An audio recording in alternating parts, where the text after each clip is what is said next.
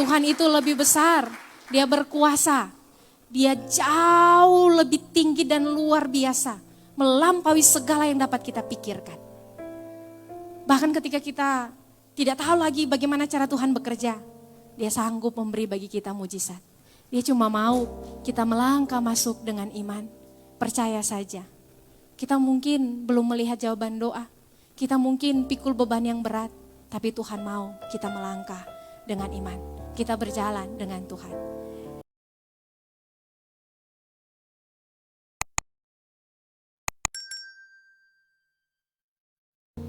Jemaat Tuhan, mari berdoa. Bapa, ini kami yang membuka hati, yang mau mencari Engkau dengan iman, yang merindukan perjumpaan dengan Tuhan yang mengubahkan. Kami mau merenungkan firman, kami mau belajar dan kami mau taat. Tuhan berkati kami, berkenan menolong kami, supaya kami dapat menjadi pelaku firman yang setia. Kami bertumbuh dan berbuah bagi kemuliaan nama Tuhan. Di dalam nama Tuhan Yesus firman yang hidup kami berdoa. Amin. Jemaat Tuhan silakan duduk.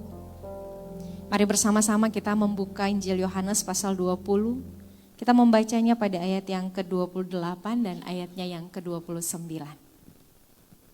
Bagi Bapak Ibu jemaat yang sudah menemukan perikop ini, bagian ini Yohanes pasal 20, saya ajak kita membaca bersama-sama dengan suara kedengaran pada ayatnya yang ke-28 dan ayatnya yang ke-29. Begini bunyi firman Tuhan. Thomas menjawab dia, "Ya Tuhanku dan Allahku." Kata Yesus kepadanya, "Karena engkau telah melihat aku, maka engkau percaya. Berbahagialah mereka yang tidak melihat namun percaya." Shalom. Izinkan saya menyampaikan selamat Paskah, Bapak Ibu, Kristus bangkit. Kita menang. Ya. Belum terlambat ya, kita masih ada dalam suasana merayakan peringatan kebangkitan Kristus yang memberi kita hidup baru. Kalau tanya kepada Bapak Ibu, saudara-saudara, mana yang lebih mudah dipercaya? Yang dilihat atau yang tidak dilihat? Saudara-saudara percaya yang mana? Yang ditangkap oleh indera pelihat, mata, atau yang tidak dilihat, bahkan mungkin cuma sekedar didengar? Percaya yang mana? Yang dilihat ya, yang dilihat. Betul, karena memang manusia membutuhkan pembuktian untuk sesuatu yang dapat dipastikan. Orang itu suka kepastian, entah itu hubungan, barang, atau apapun itu. Manusia itu cenderung menyukai kepastian. Karena itu kalau ingin dapat dipercaya, maka dia harus bisa membuktikan dengan sesuatu yang terukur oleh indera pelihat. Karena Bapak Ibu Saudara-saudara, sebenarnya indera pelihat kita adalah sesuatu yang paling dominan, bisa membuat otak bekerja untuk meyakinkan hati. Mata menangkap sesuatu untuk membuat otak kita bekerja dan meyakinkan hati, meyakinkan perasaan. 80% saya cari ini informasinya. 80% mata itu memberi pengaruh pada manusia. Di semua informasi hidup mulai dari kita lahir sampai kita tua dan kemudian menutup mata. Mata itu memberi pengaruh 80%, begitu dominan pada tubuh. Misalnya anak-anak ya, dia akan tahu begitu, ini bahaya atau tidak bahaya berdasarkan apa yang dia tangkap oleh mata. Dia tahu mana papanya, mana mamanya berdasarkan apa yang dia tangkap oleh mata. Jadi papa mama ya perhatikan ya, kalau yang hadir di hidup anak-anak adalah opa omanya, dia akan menangkap itu sebagai orang tuanya. Walaupun sebenarnya bukan papa mamanya ya. Ini opa omanya yang bertugas tiap hari, tapi karena hari-hari dia lihat, hari-hari dia tangkap dengan indera pelihatnya, maka dia akan yakin pada dirinya, pada hatinya, pada perasaannya, ini mamanya, ini papanya, walaupun secara biologis bukan. Karena 80% sekali lagi indera pelihat kita memberi pengaruh besar dalam hidup. Kedua, kenapa butuh diyakinkan dengan melihat? Karena manusia itu suka mengontrol. Jadi dia butuh yang pasti biar dia bisa mengontrol dirinya, situasinya, keadaannya atau apapun yang di luar dia. Maka penglihatan memberi pengaruh yang sangat besar. Jadi Bapak Ibu, kalau kita yakin karena kita melihat, sebenarnya sangat manusiawi. Sangat-sangat manusiawi, karena demikian hidup kita. Ini yang justru jadi persoalan kalau dibawa ke ranah iman. Sebab Tuhan Yesus tidak datang ke dunia ini untuk membuat kita bisa yakin karena kita melihat. Nah ini yang jadi soal. Sebenarnya manusiawi kalau kita percaya karena kita melihat, begitu memang keadaan kita. Tapi kalau dibawa ke ranah iman, ini jadi soal bagi kita. Karena Tuhan tidak datang ke dunia untuk memuaskan keraguan kita dan membuat kita percaya karena kita melihat. Bukan. Tuhan datang ke dunia ini untuk menggenapi janjinya. Kita melihat atau kita tidak melihat, Tuhan mau kita berjalan dalam iman. Dalam perjalanan iman itulah baru Tuhan akan membuat kita melihat apa yang Dia mau atas hidup kita. Sekali lagi Bapak Ibu Saudara-saudara, Tuhan datang bukan untuk memuaskan penglihatan kita supaya kita percaya, bukan. Bukan untuk meyakinkan kita berdasarkan apa yang ditangkap oleh indera pelihat kita, bukan. Tapi Dia datang untuk menggenapi janjinya. Dia datang untuk melakukan rancangannya. Dan Tuhan mau, bahkan ketika kita tidak melihat, kita tidak paham cara Tuhan bekerja, kita tidak tahu bagaimana waktu dan ruang yang Tuhan gunakan, kita tetap percaya Dia. Amin. Kita beriman kepadanya. Iman itu seperti ini Bapak Ibu Saudara-saudara. Kalau saudara-saudara mau menempuh perjalanan menuju ke satu tempat yang belum pernah didatangi, belum pernah sama sekali. Lalu kita hanya punya maps, patokannya maps ya. Kita akan berjalan sesuai dengan panduan peta ini. Oh ya belok kiri, oh ke kanan. Ini di depan ada tanjakan, yuk naik. Kemudian ada tikungan lalu menurun, ya turun. Kita ikut saja. Kenapa? Kita percaya pada maps-nya, kita percaya pada petanya, kita percaya pada petunjuknya. Kita berjalan dengan keyakinan ini. Dalam hidup rohani kita, firman Tuhan adalah panduan kita, peta bagi kita. Dia memandu kita untuk berjalan, mau naik, turun, jatuh, bangun, belok kiri, belok kanan, ditanjakan atau situasi apapun yang penuh rintangan. Demikian firman Tuhan memandu kita untuk tetap maju mengikuti keinginan Tuhan. Begini kata pemazmur dalam Mazmur 119 ayat 5. Firman-Mu pelita bagi kakiku dan terang bagi jalanku. Dia menjadi penuntun bagi kita yang tidak tahu apa yang akan ada di depan, tapi percaya dan melangkah. Dia menerangi jalan kita, sekalipun di hari-hari kelam dan gelap, kita tetap melangkah maju karena kita tahu kepada siapa kita percaya. Hidup beriman itu Bapak Ibu Saudara-saudara kayak kita naik pesawat. Kita tidak kenal kaptennya, tidak kenal sama sekali. Co-pilotnya kita tidak tahu, pilotnya siapa kita tidak tahu. Tapi kita kok bisa duduk, tenang, yakin. Sekalipun mungkin di luar waktu mau masuk ke bandara kita tahu cuacanya gelap, ini mendung, ada hujan. Tapi saat kita di pengumuman disampaikan bahwa kita harus masuk ke pesawat, kita akan melakukan penerbangan, yuk kita yakin-yakin saja. Kenapa? Karena kita tahu kaptennya, kita tahu pilotnya profesional. Kita tahu bahwa dia sanggup mengemudikannya, membawa pesawat ini untuk tiba di tujuan. Kita yakin, maka kita melangkah. Begitu juga dalam hidup Bapak Ibu Saudara-saudara, seperti itu kira-kira ilustrasinya. Kita maju, kita melangkah dengan iman, sekalipun kita mungkin tidak tahu bagaimana nanti Tuhan memandu hidup kita. Kita tidak tahu cara Tuhan bekerja, tapi kita percaya. Karena itu Amsal pasal 3 ayat 5 bilang begini, percayalah kepada Tuhan dengan segenap hatimu dan jangan bersandar pada pengertianmu sendiri. Amin. Begitu perjalanan hidup beriman. Bapak Ibu pernah berkebun? Pernah ya? Yang menanam bunga, yang menanam tumbuhan. Nilam ada nilam? Sekarang lagi jaya-jayanya ya. Kemarin saya lihat postingan, waduh harga turun, wah ada yang sedih nih, tapi masih tetap di atas ya. Kalau kita menanam Bapak Ibu, kita tidak tahu tanah bekerja seperti apa. Akar-akar menyerap hara ya, makanan seperti apa, kita tidak tahu. Bahkan kita tidak tahu daun menangkap sinar matahari untuk melakukan fotosintesis, kita tidak tahu. Tapi kita percaya bahwa kalau kita menanam dengan cara yang benar, lalu kita menaruh pupuk, kita merawat dengan baik, maka akan tumbuh, hasilnya akan ada, panennya akan tiba. Kita tidak tahu, tapi kita percaya dan kita melakukan bagian kita. Maka begitu hidup beriman Bapak Ibu Saudara-saudara, kira-kira ilustrasinya seperti itu. Kita tetap menabur benih, kita tetap melakukan bagian kita. Karena kita percaya Tuhan akan memberi pertumbuhan dan hari panen akan tiba di dalam Tuhan. Amin.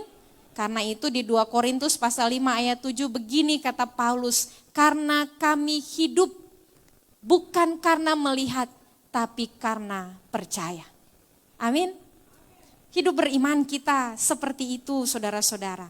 Mari belajar dari kisah Thomas. Ini bacaan kita Yohanes pasal 20 ayat 28 hingga 29. Ini dua ayat saja tapi dari satu kisah tentang Thomas yang tidak percaya. Saat Yesus sudah menampakkan diri kepada murid ini, murid itu, semua murid. Lalu kemudian Thomas bilang, tidak mungkin, tidak mungkin. Kalau saya belum meraba, saya belum memasukkan jari, mencucukkan jari ke lubang bekas paku itu, saya tidak akan percaya. Kenapa Bapak Ibu Saudara-saudara? Mari kita lihat siapa Thomas. Dalam kesaksian Alkitab tidak banyak rujukan ayat yang menjelaskan tentang siapa sih ini Thomas ini.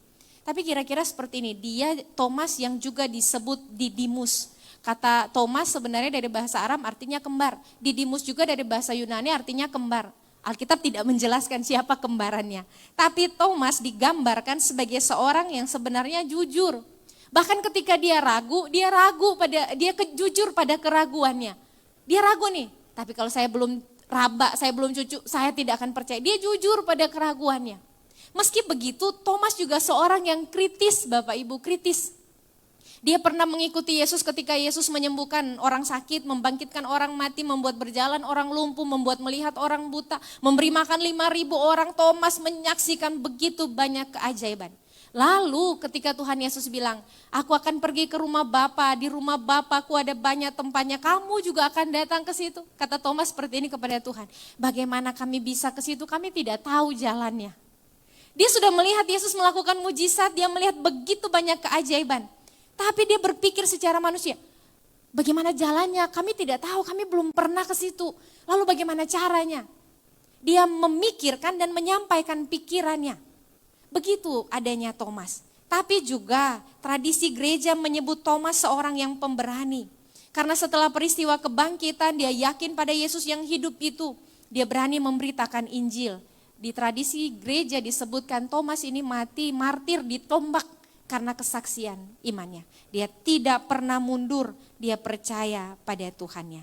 Bapak Ibu saudara-saudara yang dikasihi dan diberkati Tuhan, si Thomas ini mempertanyakan bukti tentang Yesus yang bangkit. Sama seperti kita juga tentu pasti seperti itu. Masa sih? Kok iya ya? Bagaimana ya? Ketika kita tidak paham, manusiawi kita bertanya. Thomas mempertanyakan itu. Lalu Tuhan Yesus menampakkan diri kepada Thomas, mempersilahkan Thomas untuk mencari bukti yang dia mau. Dan setelah dia melihat, dia meraba, dia bilang begini, ya Tuhanku dan Allahku. Dari ragunya, Thomas tiba pada pengakuan imannya dan penyerahan diri penuh. Dari ragunya Bapak Ibu Saudara-saudara, dari mana sih, mana mungkin, kalau saya belum meraba. Dari situasi yang demikian. Lalu kata Thomas, ya Tuhanku. Dia mengakui imannya. Lalu dia bilang, dan Allahku. Dia mengungkapkan keyakinannya dan penyerahan diri yang penuh. Bapak Ibu saudara-saudara yang dikasihi dan diberkati Tuhan. Dari kisah Thomas ini kita perhatikan apa yang Tuhan Yesus bilang. Tuhan bilang begini, karena engkau melihat aku maka engkau percaya. Berbahagialah mereka yang tidak melihat namun percaya. Maka ini pesan firman bagi kita semua yang hari ini beribadah di ruang gereja ini. Kepada kita semua Bapak Ibu, firman Tuhan mengingatkan.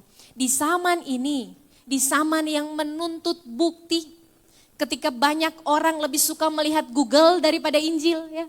Kalau kita tidak tahu apa-apa ya googling saja. Kalau kita tidak tahu apa-apa yuk kita bisa cari informasi internet, bisa menyajikan begitu banyak hal. Waktunya bisa 1 kali 23 jam dengan handphone internet. Kadang-kadang 5 menit untuk Injil. Pendeta saya sibuk, waktunya gak cukup. Ini menjadi bagian perenungan kisah tentang Thomas mengkritik kita. Di tengah zaman yang menuntut bukti ini, firman Tuhan mengajak kita, mari miliki hati yang mengenal Tuhan dengan benar. Kenapa? Kenapa Bapak Ibu Saudara-saudara? Karena logika seringkali mempertanyakan bukti. Bahkan logika, otak bisa menggunakan apa yang ditangkap oleh indera pelihat kita untuk membuat kita menuntut lebih banyak hal supaya kita bisa yakin. Tapi perhatikan ini, hati yang mengenal Tuhan akan dapat percaya Tuhan sekalipun dia tidak melihat. Saat otak kita bilang, kok masih ya saya mau ini, saya mau melihat ini, saya butuh bukti ini. Itu otak kita, logika kita. Tapi hati yang mengenal Tuhan akan tahu siapa Tuhannya bahkan ketika dia tidak melihat. Saya ajak ya Bapak Ibu kita undur sedikit pada pasal sebelumnya. Ketika kisah tentang kebangkitan Yesus. Ketika Maria Magdalena melihat kubur kosong, dia di tengah tekanan, ketakutan, sedih karena penyaliban ini memang memporak-porandakan keadaan mereka sebagai murid. Lalu pagi-pagi benar dia tiba di kubur Yesus dan dia melihat batu telah terguling, pintunya terbuka. Yang ada di kesimpulannya adalah mayat guru, mayat Yesus dicuri orang. Dia berlari cepat-cepat menjumpai Simon Petrus dan murid yang lain. Murid yang lain ini adalah Yohanes. Dia berjumpa Simon Petrus dan Yohanes lalu berkata kepada mereka memberi informasi tentang mayat Yesus yang dicuri orang itu dan tidak tahu diletakkan di mana. Maka bergegaslah Simon Petrus juga murid yang lain ini berlari cepat-cepat untuk tiba di kubur. Si murid yang lain berlari lebih cepat dari Simon Petrus. Dia tiba lebih awal. Saat dia tiba sampai di sana di kubur dia menjenguk lalu dia berdiam di luar. Dia tidak masuk. Simon Petrus datang sesudah dia. Simon Petrus tiba di kubur lalu masuk dan melihat semuanya. Kain kafan sudah tergeletak di tanah, lalu kain pelus sudah tergulung dengan begitu rapi diletakkan di samping. Tidak dekat kain kafan itu. Nanti Simon Petrus sudah di dalam, baru murid yang lain yang tadi menahan dirinya di luar masuk. Lalu kata Alkitab, dia melihatnya dan percaya. Bapak Ibu perhatikan catatan Yohanes, dia melihat Yesus? Tidak, dia tidak melihat Yesus. Dia melihat apa yang dilihat Maria Magdalena. Dia melihat apa yang dilihat Simon Petrus. Kubur kosong, kain kafan, kain pelu, dan Yesus tidak ada lagi. Tapi ketika Alkitab mencatat, dia percaya. Kenapa? Karena hatinya mengenal gurunya. Hatinya mengenal Tuhannya. Mereka tahu, Mesias sudah bilang, Yesus sudah bilang bahwa Mesias akan mati, anak Allah akan mati dan bangkit pada hari ketiga. Meskipun mereka tahu, mereka tidak paham, mereka tidak mengerti, mereka juga tidak percaya terhadap hal itu bukan karena sesuatu itu mungkin diyakinkan lalu tidak yakin, bukan, tapi karena memang tidak ditangkap dengan baik. Tapi ketika murid ini masuk di dalam, dia melihat situasi itu, dia melihat hal yang sama dengan yang Maria Magdalena lihat, hal yang sama dengan Simon Petrus lihat, tapi Alkitab mencatat, dia percaya karena hatinya mengenal siapa gurunya. Hatinya mengenal siapa Tuhannya. Maka Bapak Ibu Saudara-saudara perlu sekali bagi kita di zaman ini. Ketika otak menuntut bukti lebih banyak. Logika menginginkan sesuatu yang bisa dibuktikan, dapat terukur. Hati yang mengenal Tuhan akan membuat kita mengalami perjalanan iman dengan Tuhan. Bapak Ibu menjadi Kristen bukan soal berapa lama kita percaya, bukan. Tetapi berapa jauh kita melangkah lebih dalam dengan Tuhan. Saat kita tidak mengerti, saat kita tidak paham, saat kita tidak melihat, lalu kita melangkah masuk dengan Tuhan. Iman bukan soal berapa banyak doamu dijawab Tuhan. Iman bukan seberapa banyak Tuhan mengangkatmu dari tengah persoalan. Iman bicara tentang ruang yang kamu beri bagi Tuhan bekerja di hidupmu sekalipun kamu tidak melihat. Sekalipun kamu tidak mengerti, kamu beri ruang, Tuhan aku tetap percaya. Memberi ruang bagi Tuhan untuk bekerja di hidupmu. Walaupun kamu tidak tahu bagaimana caranya, kamu tidak tahu batas waktunya. Mungkin kamu terseok-seok, jatuh bangun, begitu sulit kamu meyakinkan diri. Tapi kamu tetap melangkah percaya karena hatimu mengenal Tuhan dengan benar. Bapak Ibu Saudara-saudara yang dikasihi dan diberkati Tuhan. Iman itu tentang memilih percaya saat kamu belum melihat jawaban doamu. Saat kamu tidak tahu Tuhan, sudah 5 tahun saya berdoa, 3 tahun saya berdoa. Tuhan sudah bertahun-tahun saya bergumul. Tapi jawaban doamu belum kamu lihat, gumulmu belum habis. Tapi kamu tidak berhenti percaya, kamu tidak berhenti ikut Tuhan. Kamu melangkah lebih jauh. Saudara-saudara, perjalanan hidup beriman memang kadang membuat kita naik turun, pontang-panting.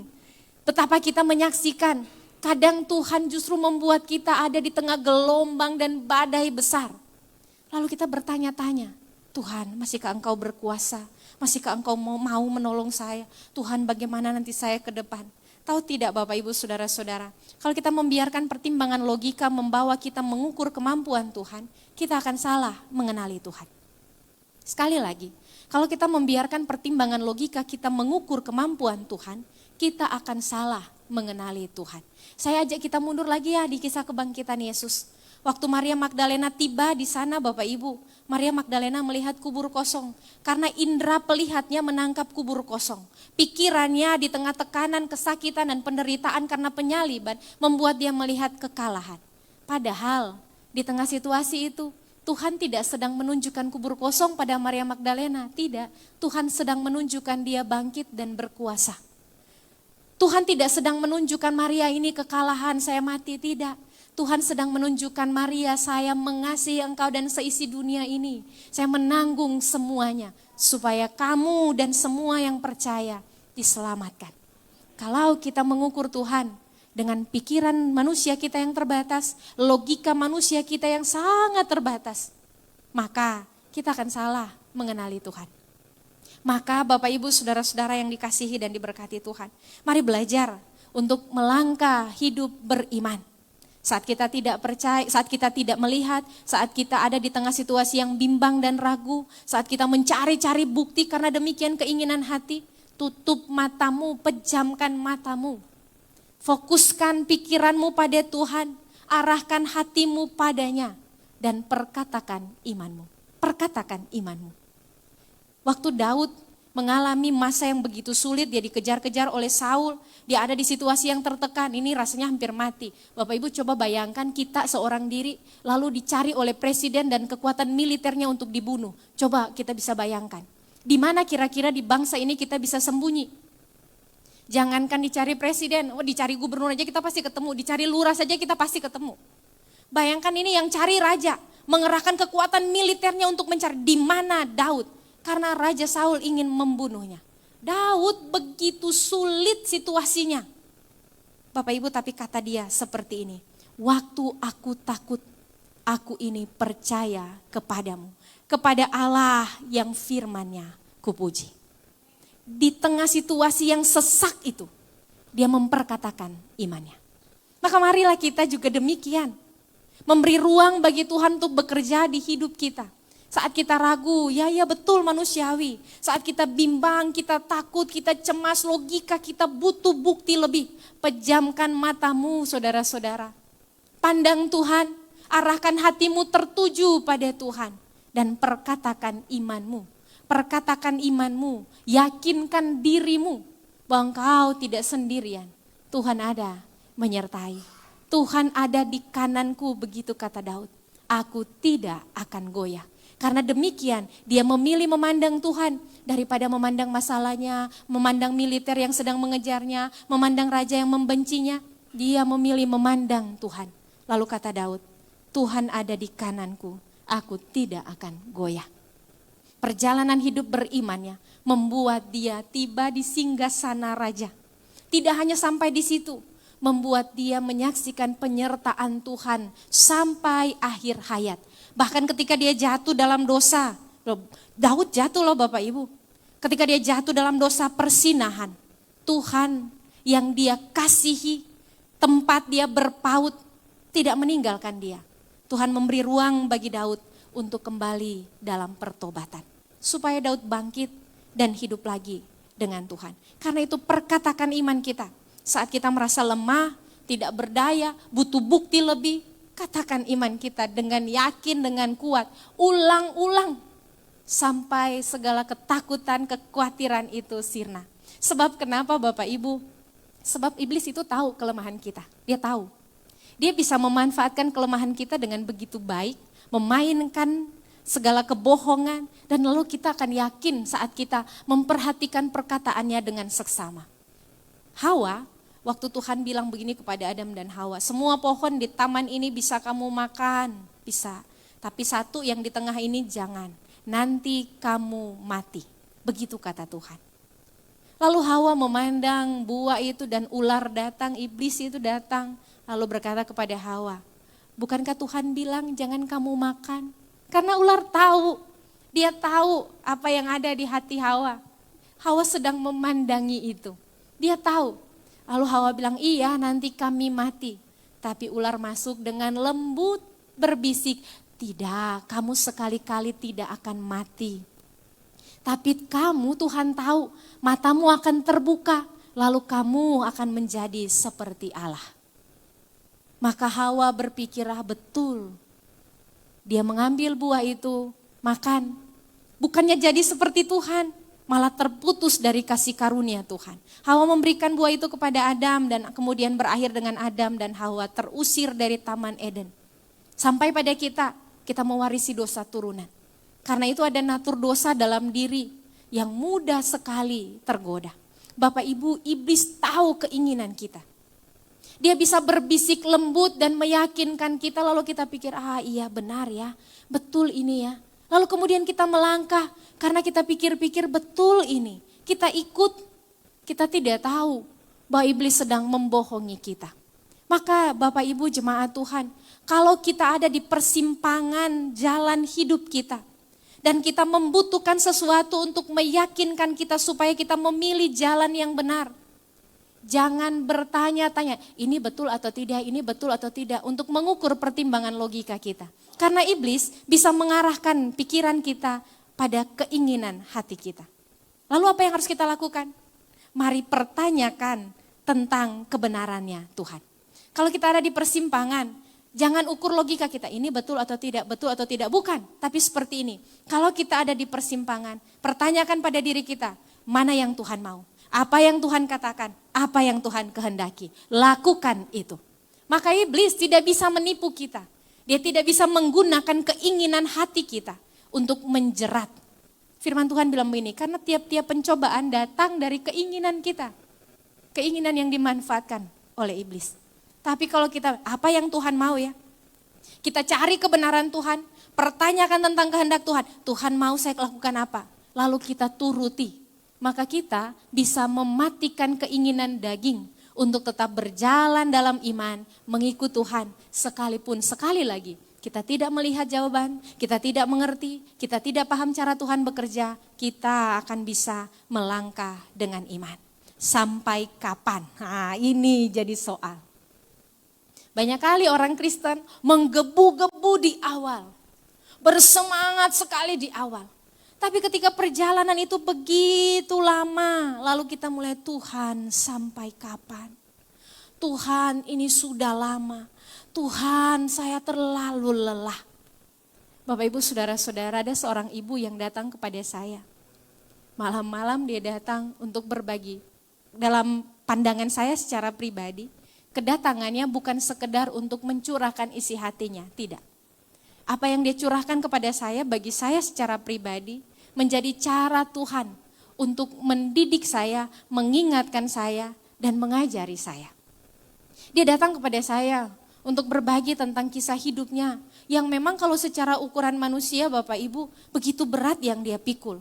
Ada masalah sama suaminya, kesehatan, masalah sama anaknya juga soal kesehatan, soal perilaku, lalu masalah juga sama anaknya yang satu, juga ada masalah di kantornya, begitu berat. Beban yang dia pikul. Tapi tahu tidak, ketika dia bilang begini kepada saya, pendeta, saya bilang Tuhan ini terlalu berat, terlalu berat. Lalu saya tiba di titik, ya sudah terserah Tuhan saja. Anaknya dirawat di rumah sakit, suaminya juga masih di rumah, anak yang satunya juga dalam keadaan yang belum baik-baik saja. Dia datang di ibadah, dia ikut perayaan Paskah, dia tenang, dia damai sejahtera, dia ikut ibadah. Semua orang bertanya, bukannya yang si ini masih di rumah sakit? Iya ada di rumah sakit. Lalu yang ini iya ada. Lalu kok kenapa di sini? Tanya kepada dia. Kalau yang satu di rumah sakit, yang kenapa kamunya tidak di rumah sakit? Kan kamu ibunya. Kenapa kamu tidak di rumah sakit? Lalu kata dia dengan tenang saja, iya ada Tuhan. Iya ada Tuhan. Ketika dia merasa bahwa dia tidak bisa lagi memikul bebannya, maka justru di tengah situasi yang demikian, perjalanan iman menuntun dia untuk melihat, nanti dia bisa memikulnya dengan Tuhan. Kalau dia pikul dengan Tuhan, dia tidak akan terseok-seok. Kalau dia pikul dengan Tuhan, dia bisa tenang walaupun di tengah badai. Saya yang mendengar kesaksiannya Bapak Ibu, saya memandang Tuhan, saya menutup mata dan saya bilang, Tuhan terima kasih. Dia menemukan Tuhan dan saya begitu meyakini Tuhan. Sebab dia tidak lagi pusing dan sakit kepala begitu stres dengan masalahnya. Karena dia tiba di titik, Tuhan lakukan saja, terserah Tuhan. Mau-maunya Tuhan saja, saya berserah. Saya melangkah, saya percaya. Dia ada di titik itu. Perjalanan yang begitu berat membuat dia mengalami perjumpaan pribadi dengan Tuhan.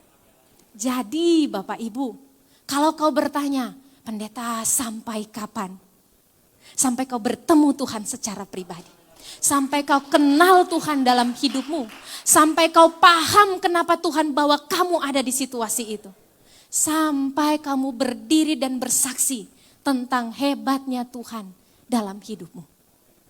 Karena Tuhan tidak mau kau melihat Tuhan dari kejauhan. Saya tahu Yesus, dia maha kuasa, dia bangkit dari orang mati, dari kematian. Dia juga melakukan begitu banyak mujizat. Ya kamu kenalnya dari jauh. Kalau kamu kenal Tuhan dari jauh saja, nanti saat badai datang menghantam hidupmu dari dalam, kamu akan porak-poranda. Kamu tidak akan kuat. Tuhan mau kamu melihatnya, mengalaminya dekat dengan dia. Sebab Bapak Ibu Saudara-saudara, ada banyak badai diizinkan Tuhan datang bagi kita. Supaya kita melihat perlindungan Tuhan jauh lebih hebat untuk kita yang percaya padanya. Amin. Tuhan mau kita bertumbuh. Jadi jangan Tuhan sampai kapan? Tuhan saya sudah lelah. Tuhan saya sudah dalam keadaan yang begitu berat. Tuhan tahu batas kemampuan kita, Tuhan tahu. Dia tidak pernah memberi ular pada anak-anaknya yang meminta roti. Amin. Begitu kata firman, Tuhan tahu. Karena itu Bapak Ibu Saudara-saudara, kalau dia masih mengizinkanmu ada di perjalanan iman yang belum melihat jawaban doa, yang belum melihat cara Tuhan bekerja, yang belum tahu, belum paham, tetaplah berjalan dengan Tuhan. Sebab Tuhan mau kamu mengalami dia secara pribadi. Kamu melihat dia dengan imanmu. Kamu mengenal dia karena kamu mengalami perjumpaan dengannya. Tuhan mau kita ada di situ. Maka Bapak Ibu Saudara-saudara, bacaan kita tentang Thomas ini membawa kita pada satu pertanyaan. Bagaimana supaya kita bisa kenal Tuhan secara pribadi? Bagaimana supaya kita bisa kenal Tuhan secara pribadi? Mendekatlah dengan Tuhan. Izinkan Tuhan untuk ada di hidupmu. Yang dosa itu kamu bawa, kamu kepahitan, kamu tidak mau mengampuni, kamu pemarah, kamu orang yang overthinking, yang suka berpikir negatif, cepat sekali mengambil kesimpulan. Kamu peragu dan kamu biasakan itu setiap hari. Maka perhatikan ini, kamu tidak akan pernah bertumbuh rohani saat kamu hidup duniawi. Kamu mungkin tidak membunuh, tapi gibah jalan terus, gosip jalan terus. So dengar tuh cerita, tuh ibu di sebelah itu, jalan terus kebiasaan duniawi kita. Ya bagaimana kita bisa tumbuh rohani? Kamu mungkin tidak mencuri, tapi bangun pagi sulit sekali berdoa. Udah buru-buru, cek kerja. Ini tidak boleh terlambat. Ibu-ibu, anak harus diurus, suami harus diurus. Semua pekerjaan harus beres. Lalu kita tidak punya waktu dengan Tuhan secara pribadi. Itu pun hidup duniawi, saudara-saudara. Itu pun dosa. Saat kamu tidak punya kesempatan untuk memandang Tuhan dengan iman. Mencari dia secara pribadi. Membangun mesbah doa di hidupmu, di rumah tanggamu, di keluargamu. Kamu tetap hidup duniawi.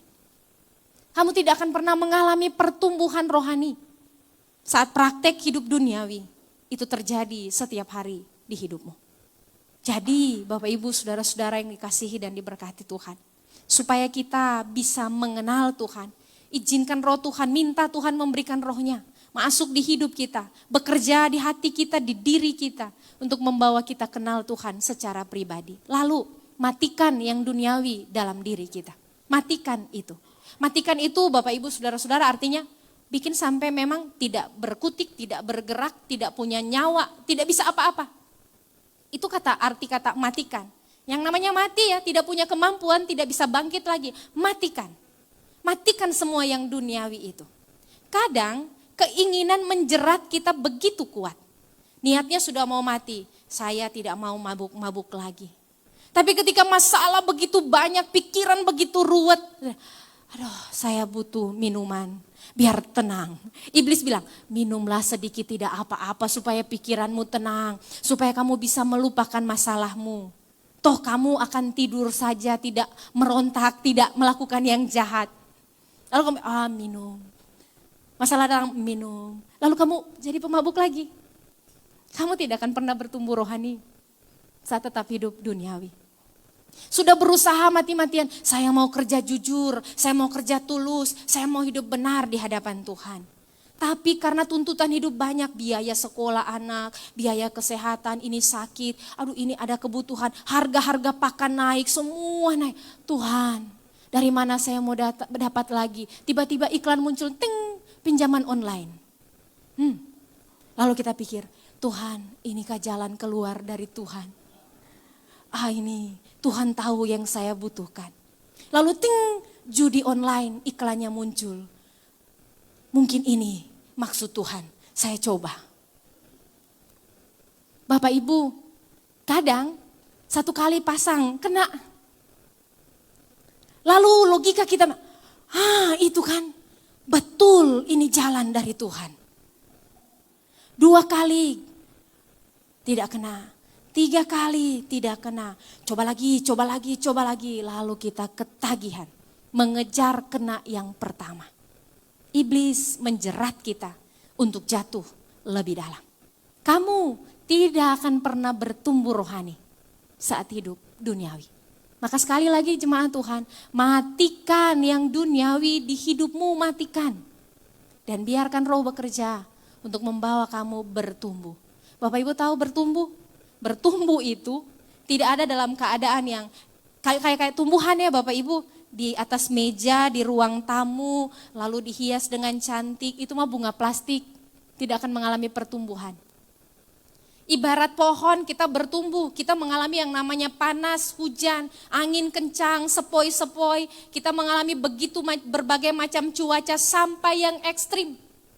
Dalam proses ini kita ibarat tanaman ditempa, dibuat bertumbuh dan dijadikan kuat. Jadi, kalau kamu berharap mengalami pertumbuhan rohani, mengalami pertumbuhan iman dalam keadaan yang baik-baik saja, tenang, aman, damai, sentosa, kamu salah, kamu tidak akan bertumbuh. Kalau kamu ingin Tuhan izinkan saya bertumbuh di tengah keadaan yang tidak tergoncangkan oleh apapun karena saya sedang santai-santai saja, pokoknya mulus-mulus saja, kamu tidak akan pernah bertumbuh. Itu kalau tumbuhan Bapak Ibu itu plastik, pernah melihat plastik bertumbuh dan berbuah? Tidak, begitu-begitu saja. Kalau ingin bertumbuh, maka izinkan Tuhan memakai berbagai musim dalam hidup.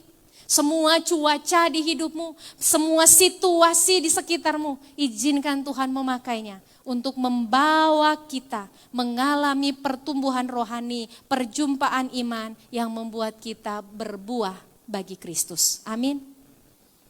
Saudara-saudara, imani perkataan firman Tuhan ini. Dalam kitab Roma, Allah turut bekerja dalam segala sesuatu untuk mendatangkan kebaikan bagi orang-orang yang mengasihi Dia.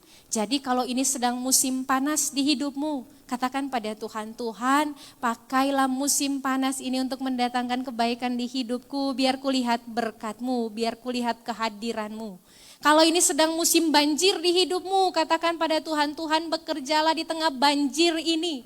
Dan biar aku menyaksikan Engkau ada bagiku, biar aku mengalami Tuhan dalam hidup.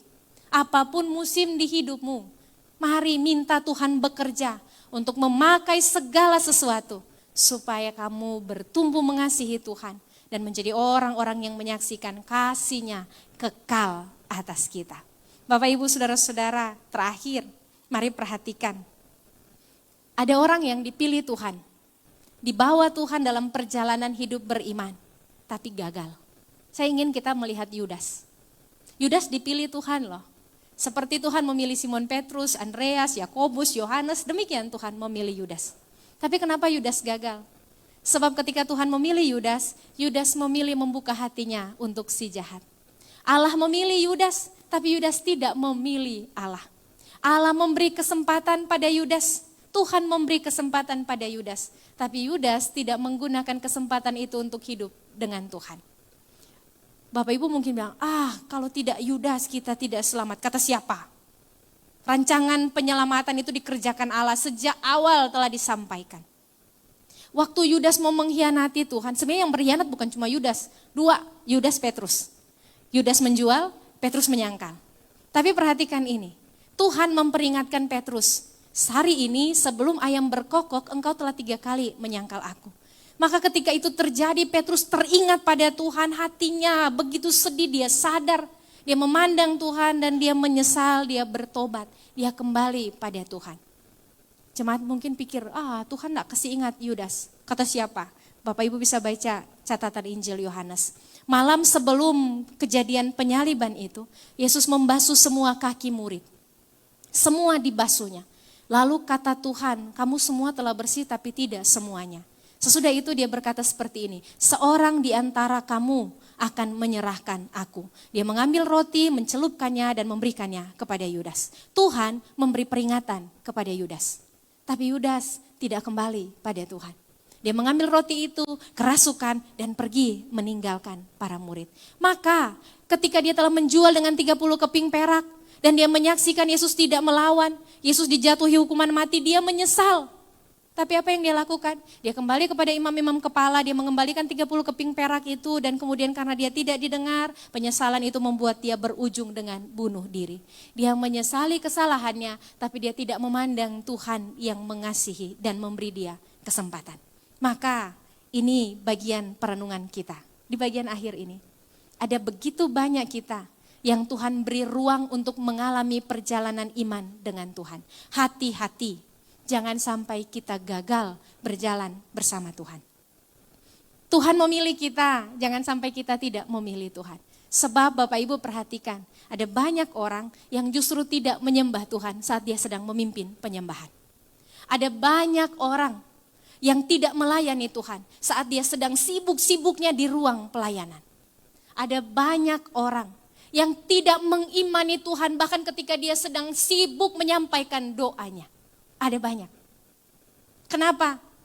Karena dia tidak memandang Tuhan. Waktu Yesus datang dan berjumpa Maria dan Marta di rumah mereka, Maria Marta saudaranya Lazarus itu.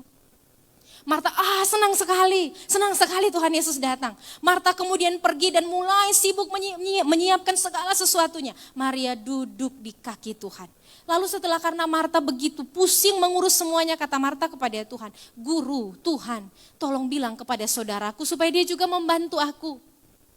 Apa kata Tuhan? Marta, Marta, engkau menyibukkan dirimu tapi Maria telah mengambil bagian terbaiknya. Bukan karena Tuhan tidak suka pelayanannya Marta, bukan. Tapi Tuhan lebih menyukai hati yang melayani dia, menyembah dia, mengenal dia, membangun hubungan dengan dia. Kalau kamu sibuk dengan hal-hal fisik, hal-hal materi, tapi hatimu jauh dari Tuhan, kamu tidak sedang berjalan dengan Tuhan. Bahkan ketika kamu memimpin pujian, kamu sedang sibuk dalam pelayanan, menjalankan program gereja, tapi kalau hatimu tidak menyembah Tuhan, hatimu tidak tunduk pada Tuhan, hubunganmu dengan Tuhan tidak dalam, kamu tidak ada dalam perjalanan dengan Tuhan. Maka Bapak Ibu Saudara-saudara, kisah tentang Kristus yang bangkit ini, termasuk Thomas yang ragu lalu menjadi yakin, mengingatkan kita. Di semua ruang hidup yang Tuhan beri bagi kita, entah pelayanannya di gereja, pelayanannya di rumah tangga, pelayanannya di kantor, di mana saja kita melayani, jangan pernah lupa untuk tetap menyembah Tuhan, membangun hubungan yang pribadi dengan Tuhan. Kamu harus melekat dengan Tuhan. Sebab sebanyak apapun aktivitasmu atas nama pelayanan gereja, tapi saat kamu tidak dengan Tuhan, kamu tidak melayani Tuhan. Yudas murid, tapi dia tidak mengalami pemuridan itu. Yudas murid, tapi dia tidak berakhir sebagai rasul yang memberitakan tentang Kristus. Dia tidak mengalami perjumpaan pribadi dengan Tuhan. Maka Bapak Ibu Saudara-saudara, hari ini firman Tuhan mengajak kita semua. Mari membuka hati kita pada Tuhan. Meminta Tuhan memberikan rohnya untuk memimpin kita, memandu kita. Dan setiap hari mari beri diri kita untuk dituntun Tuhan. Saat kita tidak mengerti, kita tidak paham cara Tuhan bekerja, tetaplah melangkah lebih dalam dengan Tuhan. Perkatakan imanmu supaya kamu dikuatkan. Sebab Kristus yang bangkit itu, Tuhan yang hidup itu, Tuhan yang berkuasa. Saya ingin menutup perenungan ini dengan satu kesaksian pribadi ya. Bapak Ibu, saya punya satu adik yang suka sekali balap motor. Satu hari dia mengalami kecelakaan. Saya masih sangat muda waktu itu, masih kuliah. Dia mengalami kecelakaan motor dan kemudian dibawa ke rumah sakit. Kami keluarga dijemput sampai di rumah sakit. Dia masih sadar. Tapi mulai kayak fly begitu, mulai menurun kesadarannya. Itu masih sore ya, udah mulai agak-agak malam. Hari semakin malam dia mulai semakin drop, semakin turun, lalu tidak sadarkan diri. Esok harinya dia sudah tidak bisa apa-apa, sama sekali tidak bisa apa-apa. Kondisinya memang sudah dalam keadaan yang semuanya di tempat ya. Kata dokter seperti ini, kita harus mengirimkan dia untuk CT scan supaya tahu lebih lanjut apa yang harus ditangani. Hasil CT scan-nya keluar Bapak Ibu dan dokter menyampaikan kepada kami ada pendarahan di otak besar. Jadi darahnya sudah masuk di otak besar dan ini sangat-sangat berat. Saya, mama, papa dipanggil. Kepada kami disampaikan, pilihannya hanya operasi. Tapi kalau kalau kita menempuh jalan operasi, hasilnya 50-50. Dia bisa mati di meja operasi. Keluarga harus siap. Atau dia sembuh, tapi dia gila tidak gila. Tapi dia tidak pernah akan seperti sedia kala. Mungkin kayak bodok-bodok ya, begitu, bodok-bodok. Begitu kata orang Manado, bodok-bodok. Dalam situasi yang demikian pilihannya begitu sulit, mati atau jadi bodok-bodok. Tapi pilihannya memang harus operasi gitu.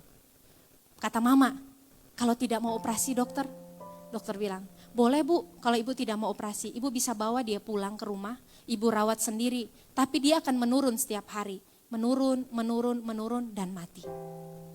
Mama saya menangis sejadi-jadinya. Dia tidak pernah membayangkan harus memutuskan hidup mati anaknya. Lalu berembuklah kami sekeluarga dan diputuskanlah untuk operasi. Ini berat, tapi kami memutuskan untuk mengambil langkah.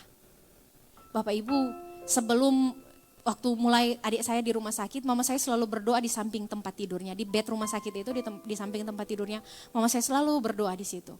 Setelah keputusan operasi ini diambil, dokter bilang operasinya harus jam 5 karena pendarahannya sudah sangat banyak. Mama saya kembali ke kamar di tempat adik saya dibaringkan, lalu dia berlutut di samping tempat tidurnya dan mulai menyanyi. Saya tidak mendengar dia berdoa lagi, saya mendengar dia menyanyi. Yesus terlebih besar, Yesus terlebih besar di dalamku, di dalamku.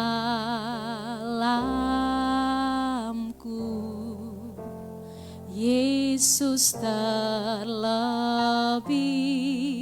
besar, Yesus terlebih besar di dalamku selama-lamanya. Bapak Ibu tahu, dia menyanyi lagu itu terus. Sampai kemudian perawat datang mengambil adik saya, membawa ke ruang operasi dan kami pindah dari kamar ke ruang operasi. Saya, papa dan adik saya yang satunya lagi kami duduk di samping, keluarga yang lain juga ada, berdoa bersama. Bapak Ibu tahu di mana mama? Dia berlutut di depan pintu ruang operasi itu. Dia berlutut, jadi ini pintunya, dia berlutut di depan pintu ruang operasi itu. Dan menyanyikan pujian itu. Yesus terlebih besar, Yesus terlebih besar, Yesus terlebih besar. Sampai kira-kira jam 8 lewat. Operasi itu selesai dan adik saya dipindahkan. Kata dokter, bersabarlah karena dia akan sadar mungkin di hitungan bulan. Dia akan kembali mungkin bangun apa semua di hitungan tahun. Tapi sekali lagi, dia tidak akan seperti sedia kala. Dibawalah ke ruang rawat. Dan Bapak Ibu tahu setelah di ruang rawat jam 8 lewat, jam 10 malam dia buka matanya, dia bangun, dia bilang, "Mak, Pak," dia kenal kami semua, kakak dia kenal semua. Lalu dia bilang ke mama, "Mak, ada makanan? Kita lapar." Dia bangun Bapak Ibu, dia bangun. Kepalanya dibelah ya. Saudara-saudara tahu, kepalanya dibelah, begini, di bagian ini dibelah. Lalu di sini ada selang, lalu ditaruh botol. Jadi bahkan ketika dia sudah bangun, di jalan mama di kursi roda kan, ada botol di samping yang sisa-sisa darah yang belum keluar waktu di operasi itu mengalir di situ. Tapi dia bangun, dia bicara, dia berkomunikasi, hari ini jemaat Tuhan, dia bekerja di tambang seperti sedia kala. Tuhan itu lebih besar, dia berkuasa, dia jauh lebih tinggi dan luar biasa, melampaui segala yang dapat kita pikirkan. Bahkan ketika kita tidak tahu lagi bagaimana cara Tuhan bekerja, dia sanggup memberi bagi kita mujizat. Dia cuma mau kita melangkah masuk dengan iman, percaya saja. Kita mungkin belum melihat jawaban doa, kita mungkin pikul beban yang berat, tapi Tuhan mau kita melangkah dengan iman. Kita berjalan dengan Tuhan. Lalu saya tanya begini pada mama setelah bertahun-tahun lewat, "Mak, coba mama menyanyi lagu itu." Hanya satu lagu itu, karena banyak pilihan lagunya. Hanya ada satu lagu itu. Lalu kata mama seperti ini, karena mama tidak melihat jalannya, tidak tahu. Dokter bilang mati, hidup tapi bodok-bodok, atau ya pulang ke rumah menurun-menurun dan mati. Mama tidak melihat jalannya. Lalu lagu itu membuat mama melihat Tuhannya.